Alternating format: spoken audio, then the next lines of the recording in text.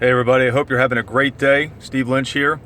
I literally just came out of the gym here after having a consultation that I spoke with this individual, this young lady, for over 2 hours. And I want to backtrack and share with you something happened this morning, and just this to share with you is with all the stuff going on in our country right now, there's always a beacon of light and hope. So I'm driving in this morning, and I had noticed that somebody had, someone I know, I'm friends with, their post this morning was just inflammatory towards people's opposing views, and basically calling people uneducated, and because they didn't view and things that, ways that they were viewing things, and along those lines, pretty much stuff that we're seeing happen right now because of what's going on, we all know I'm talking about the election and everything else. So I was sitting here and I'm like praying to God. I'm like, I was distraught about it because we all, at least I do, I can't speak for everybody else, I want to be able to interact with people, have conversations with people, share thoughts with people, and have that conversation, that back and forth. We're not going to always agree, but you can't just in inflammatory ways just call people uneducated and their decision and opinions stupid because they didn't line up with how you believe or you think or you feel. How do you know that you're uneducated and not know? Maybe you're an ignorant individual in the way that you see things, but maybe that's not the case. Maybe we just have differing opinions. I was pissed. Just was like irritated. I'm thinking to myself, why can't there be civil discourse?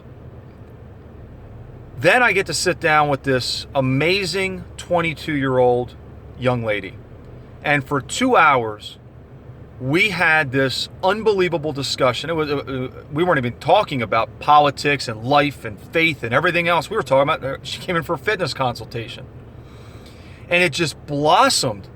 And by the way, we had a lot of differing views. I've never met this girl before in my life. This was the first time we even had a conversation. So that'll show you something. And I'll tell you something about how humans should be able to interact with each other. It wasn't even like we had this lengthy relationship and we knew where each other were coming from. We didn't know anything about each other until this morning. And she was such a breath of fresh air because, and she even agrees, and not to make a blanket statement, but the millennials and a lot of younger people, the stuff that, and it's not their fault most of the time, the stuff that is just being spewed upon them, the rhetoric that's being spewed upon, the way that the entitlement and all this other stuff that it's being propagandized upon them is affecting them as a group. I'm talking about age-wise as a group. And she even identified it. She goes, "Oh, it's 100% correct." She goes, "Of course, it's not all." I said, "I don't even like making that general statement. It's just what you witness." She was completely different. And like I said, she had views on certain things in the world, and she was also 16 years younger than me, so she didn't experience some of the stuff that I've experienced. She doesn't know what I know, and I don't know some of the stuff that she knows, even being 22. The moment you think that you know everything, I don't care what your age is or how smart you are, that's when you become an ignorant fool. You don't know everything. I don't know everything. Constantly seek to learn. But I just wanted to record this because guess what?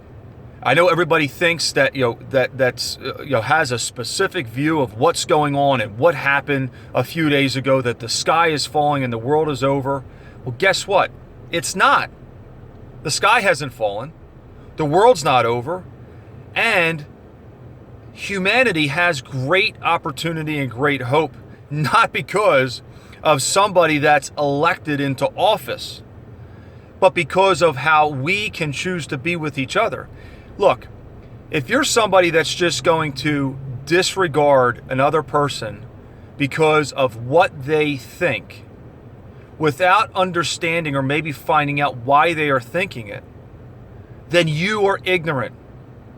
plain as the day is long. Now, there's a flip side to this. If you're someone like myself, I know that I research a lot, okay? So when I make comments about things, it's not based off of emotion, it's based off the research that I've done. Now, you can disagree with my research, but you better have research of your own to back it up. But if you're somebody that's just going to base stuff out of and make comments like, well, that's sexist or racist or you're a bigot, and then you are asked to explain and you can't explain, guess what? You lost. You're ignorant.